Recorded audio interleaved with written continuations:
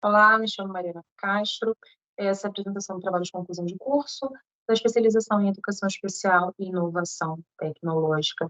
O trabalho apresentado tem o título de Plano Educacional Individualizado, com suporte avaliativo de alunos com transtorno do espectro autista.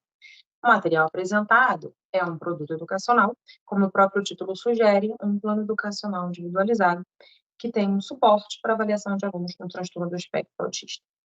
Ele foi elaborado a partir de pesquisas bibliográficas e, para elucidar o material, eu trago a análise de um PEI de um aluno matriculado no quinto ano do ensino fundamental 1, em escola pública do município do Rio de Janeiro. O nosso objetivo é compreender o desenvolvimento do PEI e o quanto ele contribui para a inclusão de crianças com TEA. Temos como questionamento quais aspectos de aprendizagem o PEI avalia nesse aluno, destacando aí a importância do PEI no ambiente escolar e o quanto as ações nele descritas auxiliam a aprendizagem destes alunos. Para o desenvolvimento dessa pesquisa, trouxemos uma breve contextualização do autismo, para isso utilizei Liberalesso, que descreve que após a publicação do psiquiatra alemão Leo Kanner, chamada de Distúrbios Autísticos do Contato Afetivo, ele passa a ter seus estudos considerados um dos mais importantes com relação aos transtornos do espectro. Travou, como era profunda a temática, e descreve que Kanner considerava duas coisas essenciais para o diagnóstico de autismo. Primeiro, o isolamento social, e segundo, os comportamentos anormais e a insistência nas mesmas coisas. Muito se vem discutindo a respeito do que é o autismo, de como ele é diagnosticado desde dessa época, com o DCM, nesse caso aqui dessa pesquisa do DCM-5, houve-se aí a padronização dos critérios de diagnóstico do TEA. Hoje sabemos que autismo é um transtorno do neurodesenvolvimento, caracterizado aí por déficits variáveis, e seus prejuízos podem causar algumas limitações, seja na aprendizagem, no controle das funções executivas, enfim. Em linhas gerais, o autismo é caracterizado por três pontos centrais: a dificuldade de comunicação, a dificuldade de interação social e pela presença de comportamentos ou interesses repetitivos. Para dialogar a respeito do PEI, trouxemos Valadão, que expõe a necessidade de um planejamento voltado para a individualidade de cada um. No entanto, apesar de não ter sido linear, ele consegue descrever três momentos-chave. O primeiro foi onde as crianças com algum transtorno de deficiência não tinham acesso à escolarização. Logo em seguida, tivemos a segregação, onde os estudantes eram mantidos em ambientes escolares, então separados dos demais, e o planejamento era agrupado de acordo com o seu transtorno ou necessidade. E hoje em dia, temos aí a inclusão escolar, que garante a escolarização do público-alvo da educação especial no mesmo espaço que os demais. Ao longo dos anos, vem se reforçando aí o princípio de planejamento bem específico para esses alunos. Temos também Gladblet, que coloca o PEI como um instrumento que viabiliza o processo de inclusão dessas crianças. Ele estabelece uma base de atuação e intervenção pedagógica, sendo avaliado periodicamente e considera o aluno em suas habilidades, considera a idade cronológica, o nível de escolarização e traça aí os objetivos a curto, médio e longo prazo. E, por fim, temos Valadão, que aponta o PEI como instrumento que potencializa o currículo e especifica quais propostas são indicadas, quais serviços especializados a escola precisa oferecer, claro, como a avaliação desse aluno precisa ser feita. Primeiro, recurso utilizado nessa pesquisa foi uma pesquisa bibliográfica a partir de artigos e sites referenciados. Em seguida, fizemos a observação do PEI, tendo como referência todo o material pesquisado e também a disciplina de ensino colaborativo dessa especialização. É, e, por fim, a análise de cada etapa e cada tópico do PEI em análise. A escolha por esse PEI em especial foi porque eu fui professora desse aluno em 2017, quando mesmo era aluno da educação infantil, e quando ele foi para o ensino fundamental, ele se mudou de escola e foi para a escola que eu lecionava no contraturno. Ou seja, eu pude acompanhá-lo desde a educação infantil, passando primeiro, segundo, até chegar ao quinto ano de escolarização.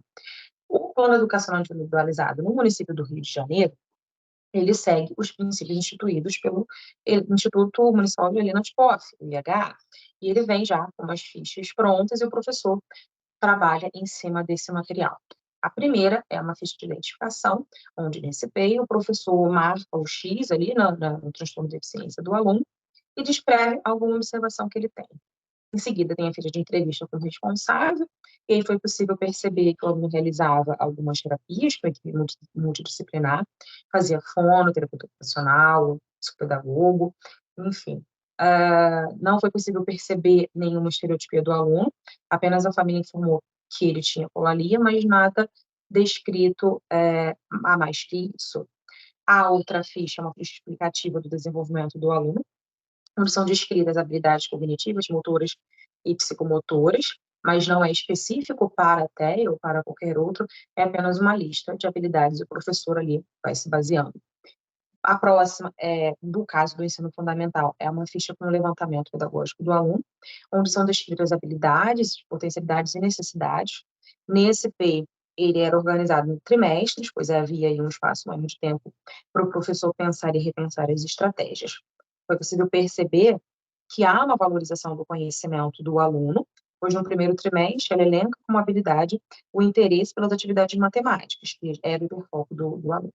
Ao descrever as necessidades, ela coloca a atenção, comunicação visual e autonomia.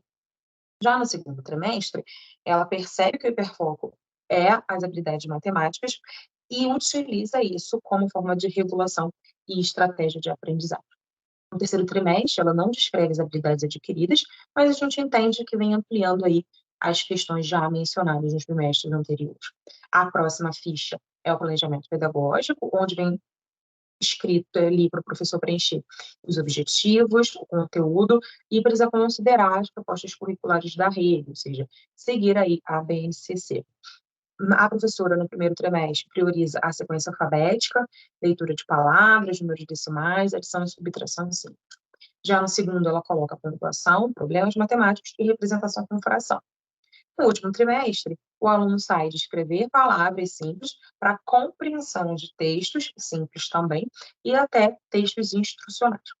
Em todos os trimestres, a gente percebe ali que o uso da rotina foi instaurado e materiais concretos foi o grande suporte.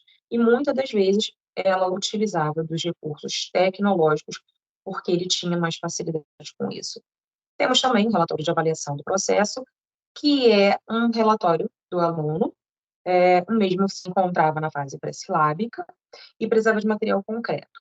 Grafava palavras simples, posteriormente percebeu-se que ele entendia as palavras complexas. Compreendeu o sistema de pontuação, apenas verbalmente, necessitando aí de auxílios nas frases. As habilidades matemáticas, que eram hiperfoco, foram mais exploradas ao longo do ano. Por último, temos a ficha de observação do responsável pelo aluno. No entanto, não foi observado nenhum preenchimento, mas a família era muito frequente na escola, então a gente entende que ela tinha acesso a esse PEI, só não descrevia ali se concordava ou se não concordava. Em relação aos resultados encontrados pela observação do PEI, a gente percebe a crescente do aluno desde o começo do ano letivo até o final. A evolução dele não se deu em quantidade de objetivos nem de conteúdos traçados, mas sim pela evolução quanto à adequação curricular para o quinto ano. No início da trajetória, ele era uma criança que se assemelhava aí a um aluno de terceiro, quarto ano. Ao final do ano, a gente percebe aí que ele já fazia compreensão de textos, que é bem característico da idade. Mesmo que de forma discreta, a professora descrevia que utilizou o hiperfoco para estimular o aluno e motivá-lo a estar presente e realizar as atividades. Ter o PEI como suporte avaliativo, com certeza auxiliou esse aluno para muito além dos conteúdos destinados ao quinto ano.